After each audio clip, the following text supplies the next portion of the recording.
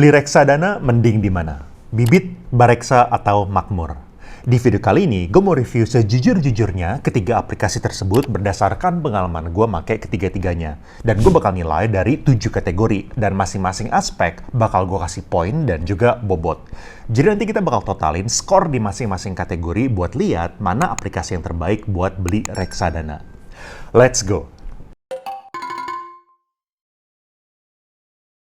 Kategori pertama yang gue lihat adalah multi-assets. Multi-assets itu artinya kita bisa beli instrumen lainnya selain dari reksadana. Misalnya kayak saham Amerika, saham Indonesia, atau SBN. Dan di sini bobotnya gue cuma kasih 10%, soalnya gue pribadi tuh nggak terlalu keberatan kalau misalnya harus gonta-ganti aplikasi. Mau beli reksadana pakai aplikasi A, mau beli SBN pakai aplikasi B, mau beli saham pakai aplikasi C. Buat gue tuh nggak terlalu masalah. Jadi walaupun emang ada faktor convenience, menurut gue nggak terlalu penting-penting amat, makanya bobotnya gue cuma kasih 10% aja. Untuk kategori ini, bibit ada reksadana, ada SBN, ada obligasi FR, dan ada saham. Dan kalau misalnya di Bareksa, kalian bisa beli reksadana, saham, SBN, dan emas. Jadi kita kasih bibit dan Bareksa skornya itu 3. Sedangkan di Makmur, ini kayak bibit atau Bareksa zaman dulu ya, pas awal-awal mulai, mereka tuh cuma ada reksadana. Bisa aja kapan-kapan Makmur itu bisa nambah produk lainnya, tapi saat ini baru ada reksadana. Makanya skornya cuma 1. Lanjut ke kategori kedua, pilihan reksadana yang cuan. Kategori kedua yang gue lihat itu pilihan reksadananya. Dan di sini bobotnya 30%. Soalnya kalau misalnya kita mau beli reksadana, ya udah jelas. Kita maunya itu return setinggi-tingginya dengan resiko yang serendah-rendahnya kan. Dan kita bisa lihat level resiko dari masing-masing kategori. Misalnya untuk reksadana pasar uang, ini resikonya terendah ya. Dan 1 tahun terakhir itu returnnya antara 4,5 sampai 5%. Kalau misalnya di RDPT, kita bisa lihat 1 tahun terakhir returnnya itu bisa sampai 5,5 sampai 8%. Gue lebih condong bahas kedua reksadana ini, soalnya menurut gue nggak masuk akal buat kita beli reksadana saham. Gue udah pernah jelasin di video ini, kalau misalnya kalian bandingkan sama tipe-tipe reksadana lainnya, harusnya reksadana saham itu memiliki resiko yang paling tinggi, tapi returnnya paling tinggi juga. Tapi realitanya selama ini gue nggak tahu ya ke depannya bakal ada perubahan atau nggak. Udah resikonya itu paling tinggi, returnnya itu juga malah paling rendah. Coba aja kalian yang udah pernah beli reksadana saham komen di bawah. Udah dapet cuan berapa banyak di reksadana saham? Nah, untuk pilihan reksadana yang cuan, gue kasih Makmur skornya itu 3. Soalnya di Makmur ada 7 pilihan reksadana pasar uang yang ngasih return antara 4,5 sampai 5%. Dan kalau misalnya di RDPT ada 10 reksadana pendapatan tetap yang ngasih return antara 5,5 sampai 8%. Kalau misalnya di Bibit, skornya itu gue cuma ngasih 2. Soalnya cuma ada 2 pilihan RDPU yang ngasih return di atas 4,5% dan nggak ada yang 5% ya. Sedangkan untuk RDPT cuma ada 6 pilihan yang ngasih return di atas 5,5% dan bahkan tidak ada yang di atas 7%. Keunggulan Bibit itu di pencairan same day. Mereka ada 6 pilihan RDPU yang lu bisa cairin di hari yang sama, dan di Makmur itu juga bisa cairin same day ya, tapi cuma ada 1 pilihan. Dan kalau misalnya di Bareksa, setahu gue ini nggak ada pilihannya. Tapi Bareksa tetap gue kasih skornya itu 3 juga, soalnya mereka ada 4 pilihan RDPU yang ngasih return antara 4,5 sampai 5%, dan ada 11 RDPT yang ngasih return antara 5,5 sampai 8%. Tapi gue mau kasih disclaimer juga bahwa return yang tinggi ini bukan berarti otomatis lebih cuan dalam jangka panjang ya. Karena seperti Shalendra pendapatan tetap premium dan juga Sukor Invest Stable Fund yang dulu 3-5 tahun terakhir cuannya itu lebih tinggi, 1 tahun terakhir udah nggak terlalu cuan lagi. Tapi intinya, pilihan reksadana yang cuan itu penting buat gue, soalnya gue ini aktif mindahin reksadana sesuai mana yang paling ngasih cuan terbanyak. Contoh, waktu Shalendra pendapatan tetap premium dan juga Sukor Invest Stable Fund itu anjlok, ya gue nggak ngotot tetap taruh di sana. Ngapain ngotot? Mendingan pindahin aja ke reksadana lainnya yang performanya itu lebih menjanjikan. Sekarang kategori ketiga, yaitu branding. Yang namanya perusahaan, udah pasti branding itu penting ya. Makanya Bibit itu lumayan agresif nge-endorse orang-orang yang top kayak Deddy Corbuzier atau Raditya Dika. Tapi kalau misalnya gue pribadi, yang penting buat gue itu duit yang kita investasikan, itu kita bisa cek secara transparan di website Kesey. Jadi dimanapun kalian beli, harusnya duitnya itu nggak dipegang sama aplikasi ya, dan itu yang penting. Dan asalkan aplikasi ini nggak aneh-aneh, gue pribadi itu nggak terlalu ngeliatin branding. Makanya walaupun branding itu bisa jadi pertimbangan, buat gue bobotnya itu 10%. Makmur menurut gue itu paling nggak agresif dari segi branding. Kelihatannya mereka itu lebih milih buat ngasih promo buat para penggunanya. Jadi skor mereka itu 1 dari segi branding. Kalau misalnya Bibit, skornya itu 3. Gua rasa udah banyak banget lah ya orang yang tahu Bibit, sering nongol di video-videonya orang-orang yang top. Kalau misalnya Bareksa, dari apa yang gue lihat, itu skornya 2, lebih sedikit dibandingkan Bibit, tapi feeling gue itu lebih banyak daripada Makmur. Ini tentu subjektif ya, soalnya gue nggak punya datanya, mereka ini nge-endorse siapa aja, tapi perasaan gue itu kayak gitu.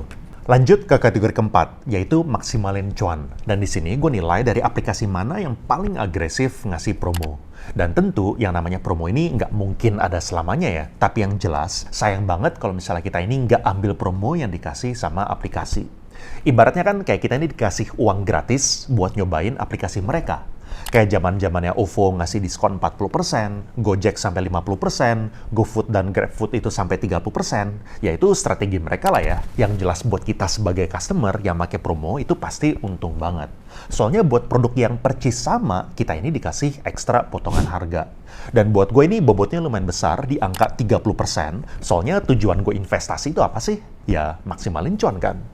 Nah, kalau misalnya di Makmur, gue kasih skornya itu 3, soalnya mereka sering ngadain promo. Ada yang ekstra 2%, ada yang 0,5%. Contoh, kalau misalnya lu udah mutusin buat beli dana mas stabil, Insight Renewable Energy Fund, atau Capital Fixed Income Fund, untuk reksadana yang percis sama, otomatis dengan risiko dan juga potensi cuan itu sama, ini tuh ibaratnya ya kayak dapat uang gratis. Uangnya ya tentu beda-beda nominalnya. Kalau misalnya kalian beli 100 juta, kalian dapat gratis 500.000 sampai 2 juta. Kalau misalnya uang kalian 1 miliar, kalian dapat ekstra 5 juta sampai 20 juta rupiah.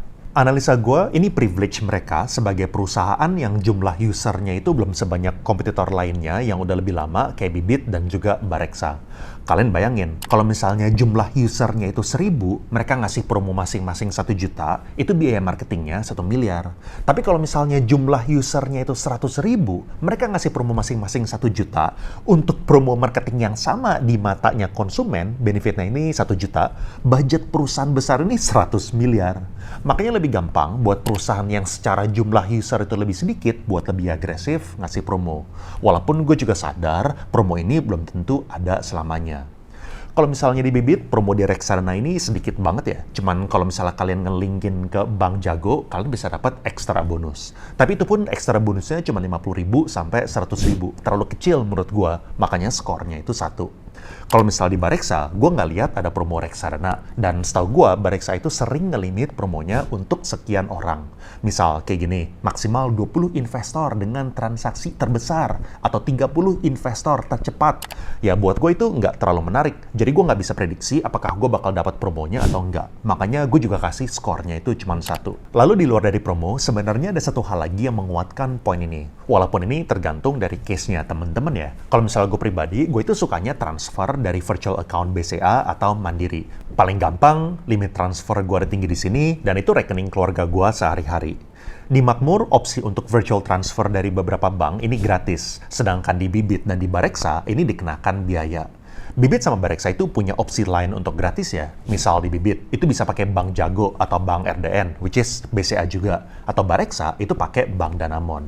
Tapi buat gue ini agak ribet kalau misalnya harus bikin bank khusus cuman buat top up. Transfer manual, ini tulisannya gratis. Tapi sebenarnya ini bukan gratis ya. Soalnya kalau misalnya kalian transfernya itu berbeda bank, kalian itu udah kenain fee oleh bank kalian. Jadi tergantung dari masing-masing case. Kalau misalnya kalian sekali beli itu 100 juta ke atas, mungkin 3.000 atau 4.000 rupiah itu ya nggak terlalu kerasa. Tapi kalau misalnya kalian top up-nya ini rajin, kecil-kecil, misalnya 100.000, 100.000, 100.000, ya ini bakal kerasa banget. Lanjut ke kategori kelima, yaitu waktu pencairan. Gue sempat lihat ada yang komplain di aplikasi mengenai waktu pencairan yang lama, tapi hipotesa gue harusnya komplain ini nggak masuk akal. Soalnya kalau misalnya kita beli reksadana yang sama, dan kita juga jual reksadana yang sama, waktu untuk nyairin itu tergantung dari manajer investasinya, bukan tergantung dari aplikasinya.